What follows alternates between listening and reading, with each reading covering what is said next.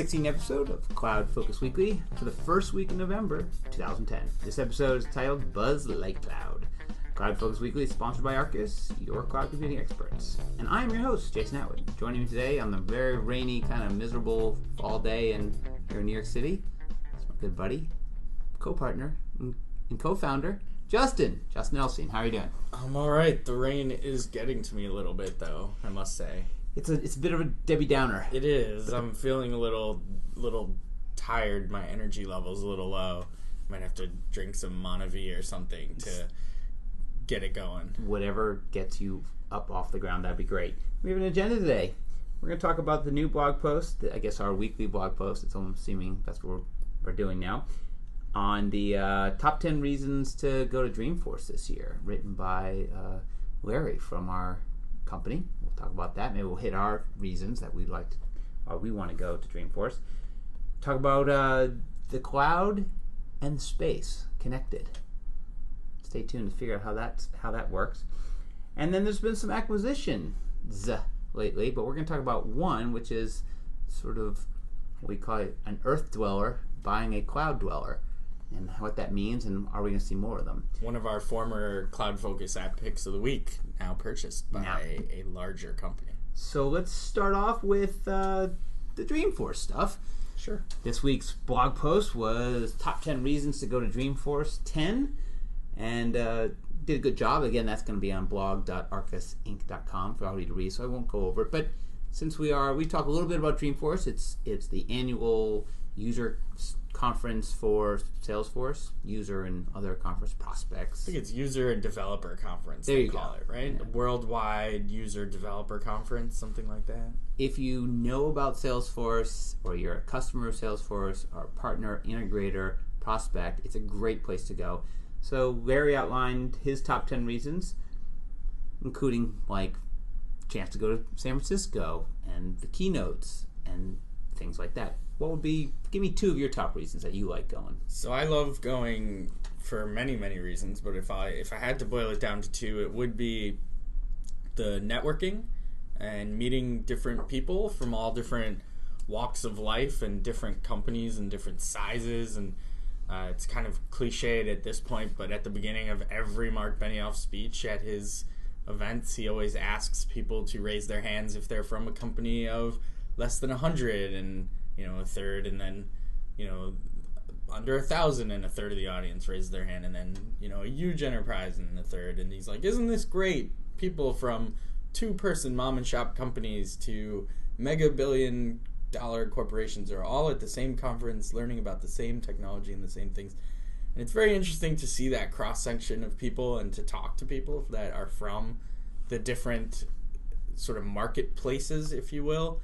And I always enjoy, just walking around the expo, talking to all the different vendors, seeing what people are using different products to do.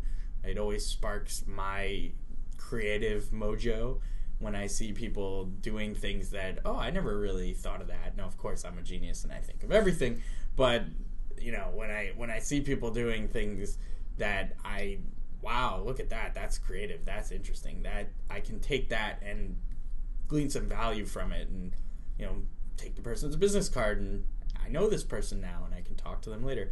So that's one thing. And the second thing I always look forward to is the third keynote, the special keynote, the keynote where it generally focuses on philanthropy and people, whereas the first two keynotes, the first morning and the second morning, generally focus on Salesforce and what they're doing, and here's how the company's doing, here's what we did, here's where we're going. The third keynote's more about people and people giving back and the power of the 1-1-1 model that Salesforce has started, which is 1% of their equity, 1% of their technology, and 1% of their time, their employees' time, gets donated to non-for-profit organizations or NGOs. And I always find that speaker is very empowering and very influential and very it always really makes me feel good to be there. 2 years ago, it was Malcolm Gladwell and Dr. Larry Brilliant. They did a great job. Last year, it was Colin Powell. Knocked it out of the park. Yep, and this year I expect Bill Clinton to do the same. I expect him to be who gets to go to a conference and see Bill Clinton speak live? Like, that is cool. And he will definitely be talking about I think it's called the Clinton Foundation, or the Clinton Worldwide Foundation, which is his charitable organization. It's raised a lot of money. Those are all good reasons. Mine is U2. I'd like to hear Not U2. the band. Yeah, the band. The one that plays constantly at the beginning of every keynote. No, that's not true. They always play. It's not U2. It's always Foo Fighters. It's a Foo Fighter and U2 mix. They just started Foo Fighters because Foo Fighter played. And that was awesome. You were sleeping. I was sleeping, yes. I get tired by all the handshaking. Actually, this year, what I think is going to be interesting for us is I've always gone as a customer.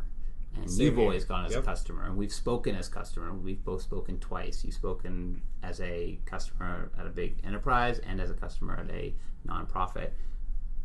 It'll be interesting this year to go as a partner and to go as someone who's looking at these things not for just one person, not for just looking at integrations or new uses, but looking at them for all of our customers and future customers. So how are they going to use these things? Do we think that they have value? And then also, are there things that we want to build upon and build products out of, then to either resell or whatever as part of our sort of strategy? So that's sort of my piece.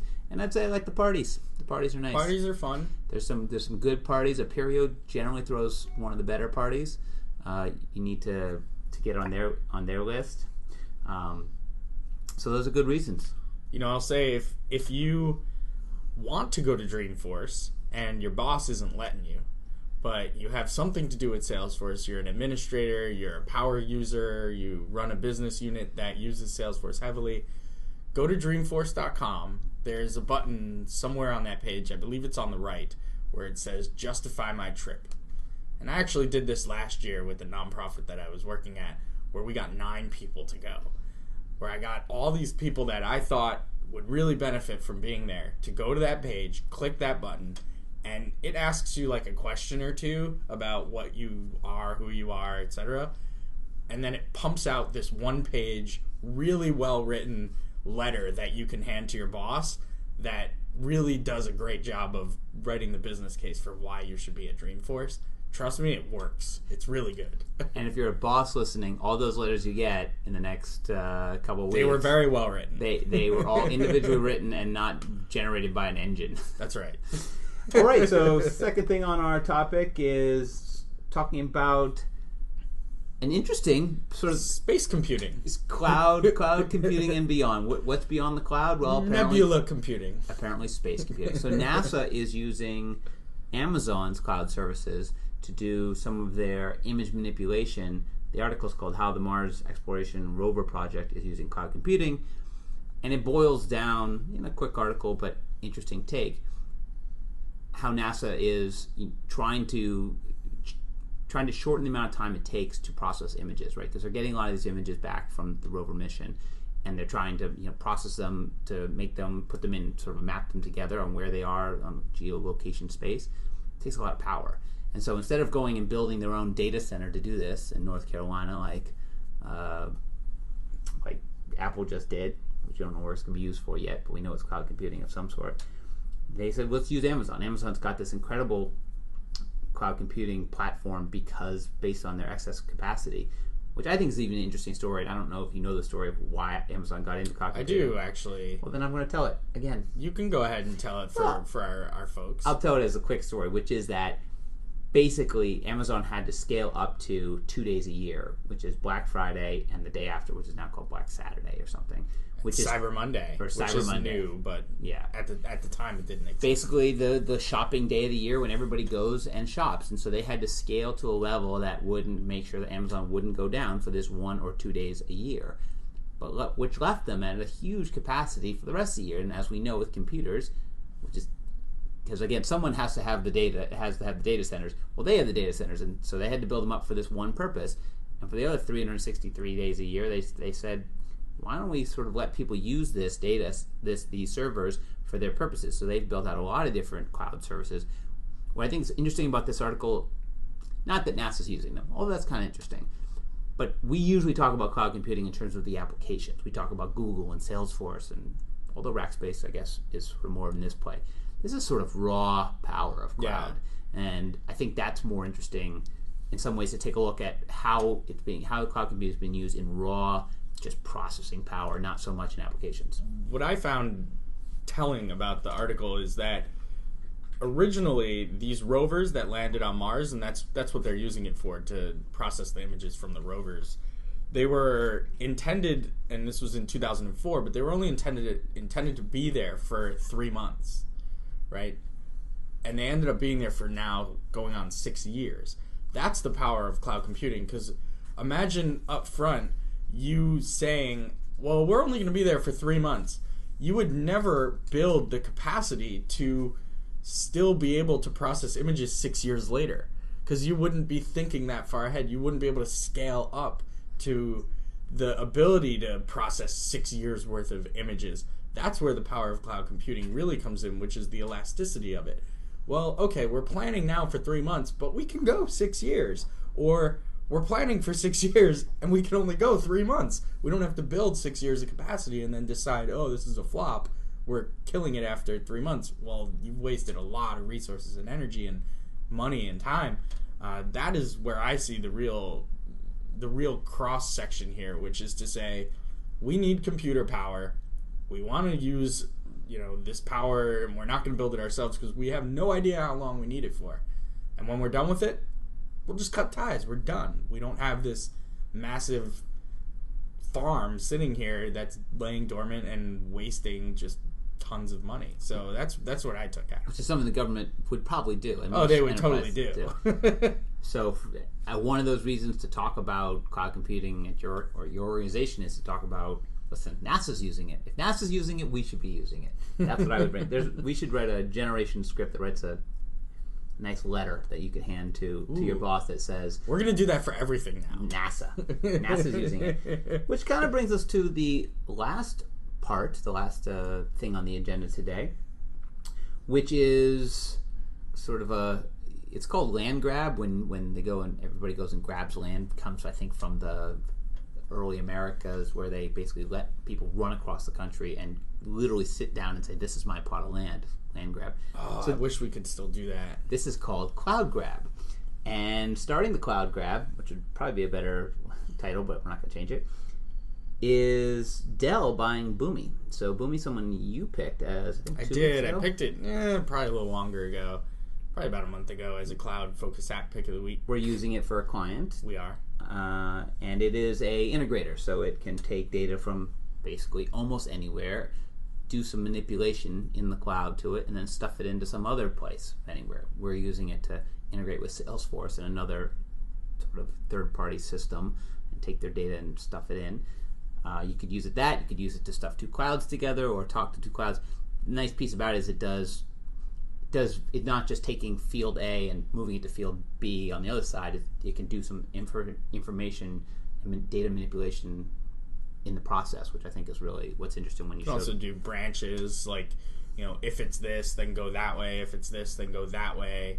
It can do, upserts to databases. So if it exists, then update it. If it doesn't, insert it. All the types of things that you would expect from an ETL tool, it can do, but it lives and you manipulate it within the browser. It's really quite interesting, and it's a lot of drag and drop and a lot of just clicks and very, very cloudish. You clicks not code, essentially. And it's in the same space as Ab Initio and Informatica, which are sort of the two that are left now, because there's been two buyouts. There's a couple others. I mean, Pervasive being one. There are others that are out there, but these are sort of the bigger named ones. And this is the second one's been bought. The first one was Cast Iron by IBM. So now we have Dell buying Boomi. What do you think about Dell buying sort of a cloud computing aggregator ETL tool? It's an interesting purchase for Dell. It certainly helps their case when they go in and try and sell people servers and try and get people ready for especially in the enterprise space, the hybrid. You're going to have your data center and you're going to have applications that live within your data center. but you're also definitely going to have cloud apps. You're going to have them. We hope they do. Right, for CRM, for whatever else you're going to use, ERP systems, finance, HR, whatever else you're going to use these cloud apps for, they're going to have to integrate with your back office type of apps that still live in your data center. We can provide that to you. You buy our Dell application servers, you run the application on these servers, and look, we have this middleware that they'll end up calling it, even though it's really just a cloud service that can connect two things, and we provide that for you as well. I think it's an interesting purchase for Dell. I think it's strategic for them, and it helps their cloud computing strategy moving forward as far as being the folks that can provide you with the on-premise and perhaps some sort of cloud computing experience down the road. This is a step in the right direction for them. And I assume it was a good move for Boomi. I mean, to get purchased by a company like Dell has got to be a good thing for you, particularly in like the cash out phase. The certainly for the people. For the customers, I think I've watched a lot of companies get bought out. And there's a lot of companies get bought out by, most companies I watch are basically bought by Apple or Microsoft or Google. Sometimes these companies buy them for the product, buy them for the intellectual property, buy them for the code base. Sometimes they just buy them for the people, right? They're very smart people. They've figured out a way to get them, and so they, instead of trying to hire them away, just buy them outright. The product itself is not as interesting. A lot of the times it doesn't turn into anything. There's been many products that have been bought by Google that end up turning into nothing. That just they go away. They not only they shut them down. There's products that get bought by Apple that years later you go back and where did that end up, right? Where did it go? Does it work out? Was there some sort of problem? I think it was it Orkut, the social network by Google? Networking? Yes. Very big in Brazil. They got bought by Google. The guys basically couldn't handle the Google way. They left and they started Foursquare. So, to me, there's always a problem when a big organization with its monolithic way of doing things decides to take a company that's being small and agile and well run and producing really great product and sort of stuff that into the really great product. IBM buying Lotus. Lotus was not a small product, but the monolithic, and I have inside sources there, the monolithic just IBM-ness of it all just sort of crushed the creative spirit of Lotus, and it took them years and years and years to even try to implement some of the things that Lotus was doing into IBM products and rename everything IBM this, IBM that. So that would be my sort of concern for these types of purchases is, does the stuff that they were going to work on, the new feature sets, the stuff that makes them good, is that stuff really going to come out anytime soon, or is it all going to be an all-stop as they do re-architecture of a hierarchy as they try to build it something else? I will say, and this is a little bit of a Salesforce thing, Salesforce has done a good job, I think, of buying companies strategically, and then you can almost plot on a map, I would say about 14 months later, when they come out. Right? We watched them buy Ideas originally, we watched them buy Content originally, we've watched them buy, there's another one, the Process Viewer. But we've seen the product come out of the end, right? Go into the machine of Salesforce, and then out the end comes something that we can use as an end user, as an aggregator. So that would be my worry, is like, does Dell do that? And do they have a track record of taking these things and turning them into something better? Or is it just sort of go into the mishmash of Dell, so some salespeople who are selling to some massive corporation can say, we have an aggregation product, right? That'd be my take. All right. Well, those is the agenda. Now we're on to the very famous, very well heralded CloudFocus App Pick of the Week. What does it do? It rolls right off the tongue. Yes, it does. And having nothing to do with anything, we'll pick two of our... So for those of you new to the podcast, on our 16th episode here, congratulations, by the way. It's a good thing. Not bad. We, at the end of the podcast, we pick two applications, generally cloud or cloud related, but maybe not. Sometimes they're just regular old applications, and how we use them. and we call that the CloudFocus App Pick of the Week. So I'll start off with you, Justin, because I always do, and I know you love it. What is your CloudFocus App Pick of the Week? I do love getting put right on the spot. I'm going to pick the Google Chart API because... You're picking an API as an app. Isn't that cool? That's cloud there. That's either really cloud or it's not really an app. But okay, I'll follow. Really cloud. Give me some along. Give me some basis for this. Well, we are currently in the process of building out a product for a client that requires some visualization of data. And it requires us to essentially build a org chart visualization. And we're using Salesforce as the database, where obviously we're building the application, and there was nothing out there on the App Exchange that did exactly what I needed it to do. So why not send the data over to Google, have the API do its little magic, bring it back inside of a Visualforce page, and display it as a org chart. So it's actually pretty simple to do. It wasn't too crazy. Not even a whole lot of lines of code, if you will, to get the data out to Google and then bring it back and display it as a nice page. Cost is free. Pretty cool. That's good. And very scalable, very cloudy.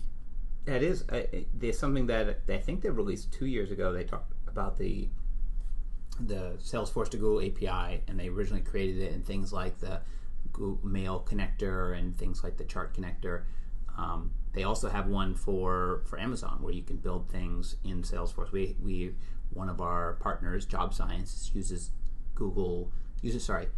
Amazon's services, cloud services, as their back-end processor of the resumes. So I think it's great. I love the idea of the clouds talking. Never seen a lot of it happen.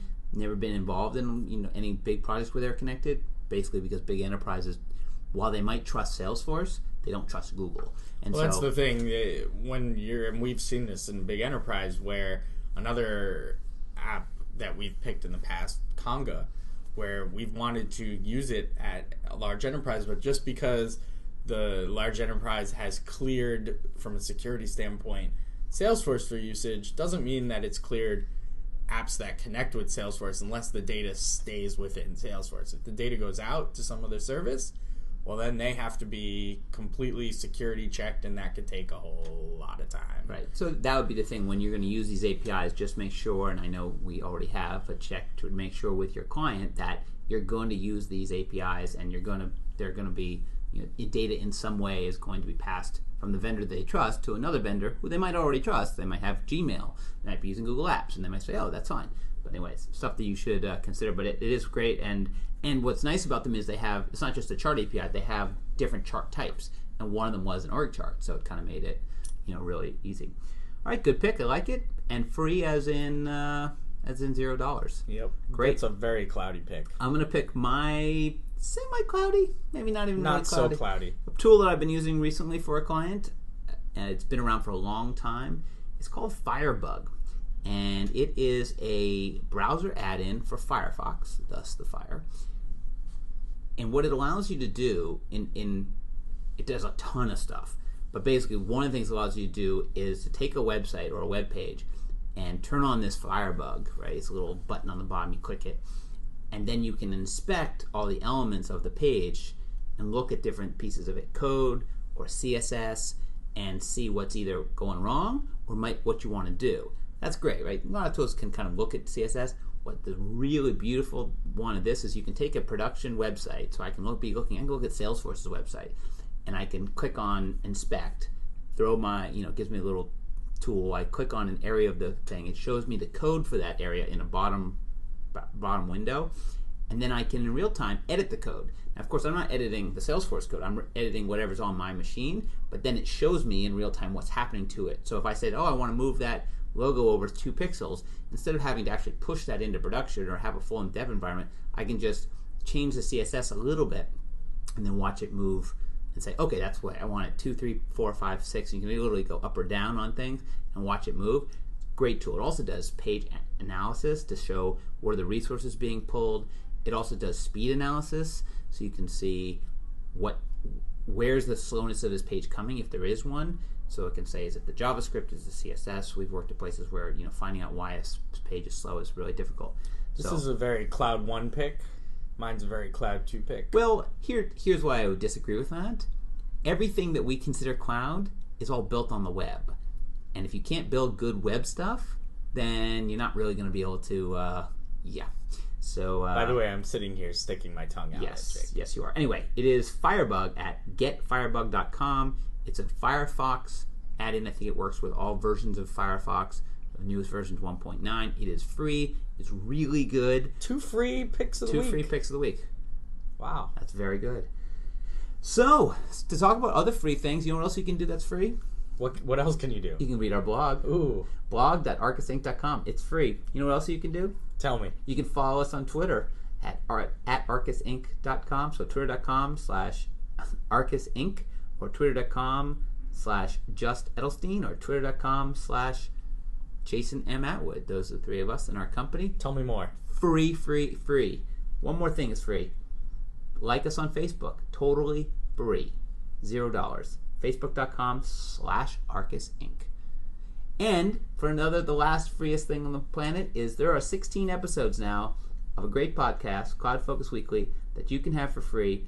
Go to iTunes, type in CloudFocus Weekly, hit subscribe, and down they will come. You can put them on your not-so-free Mac or PC, your not-so-free iPod, iPad, iPhone, iPod Touch, which are all not free. Don't forget the Zune. And also the Zune.